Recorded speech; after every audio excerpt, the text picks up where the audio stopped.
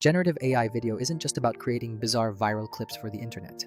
If you edit for a living, or just want your content to look tighter and more professional, AI is a practical toolkit that expands your creative possibilities rather than replacing you. In this video, I'm going to walk through 5 real-world ways I use generative AI in my daily edits. I'll also show you how Vizard fits into these workflows so you can move much faster and publish smarter.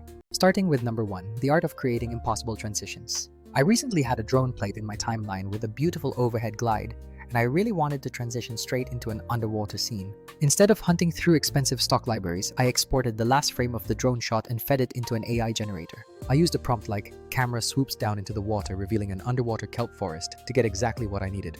Pro tip: use an enhanced prompt helper if your tool offers it because it helps you get a much richer, more detailed result. Once the AI generated the clip, I brought it straight into my nonlinear editor. The cut wasn't seamless at first, but that's completely fine for a rough pass. You make it seamless by thinking like an editor.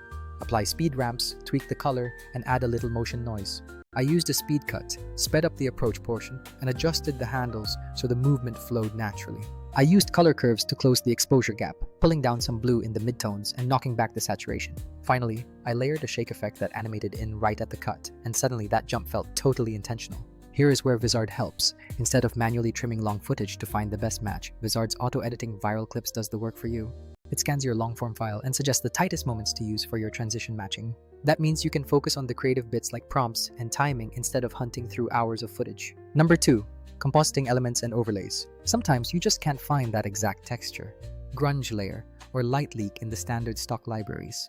I prompt an AI to generate a digital grunge overlay or a fast-moving light leak, then composite it over the shot with blend modes. It's an instant mood layer that brings a massive amount of production value for almost nothing. If you want to create a unique transition, just speed the light leak up and add cross dissolves on either side. I also used a generated scene of a post-apocalyptic city, dropped it behind a masked skyline, and color matched it perfectly. Obviously, you're not making full VFX sequences every day, but these quick composites really show off the creative possibilities. A quick heads up on other services. Some places will force you into extra steps like manual upscaling or separate licensing. That's where Vizard's workflow advantage really shows, because it's built around repurposing content efficiently. You can generate elements and let Vizard find the best moments from your footage, keeping everything organized without juggling 5 platforms. Number 3, using motion graphic backgrounds for stylized titles. If you need a slick animated backdrop but aren't a motion graphics wizard, just prompt the AI for something thematic. Trim off a few frames, loop it by duplicating with a cross dissolve, and add a soft blur if you want it to sit behind text. Drop the highlights a bit so your white typography really pops. Copy your color adjustments, add a basic title, and maybe throw in a subtle drop shadow to sell the entrance. This is a lightning-fast way to make a title card feel bespoke without needing a huge motion graphics pipeline. Pair this with Vizard's content calendar and you suddenly have a powerful system. You create a bank of branded intros, and Vizard helps you schedule and slot them automatically across all your social channels. Number 4, finding that tough-to-locate B-roll. We've all sifted through dozens of stock clips that just don't match your scene's mood or color. Generative AI can give you that unique bit of B-roll that perfectly locks a scene together. The real trick is making the generated clip feel like it truly belongs in your sequence. Match the grain, add a color grade, and if the resolution is off, run it through a good upscaler. The smoother option is to keep the entire process in a single workflow: generate, cut, and distribute. That's where Vizard's automation shines.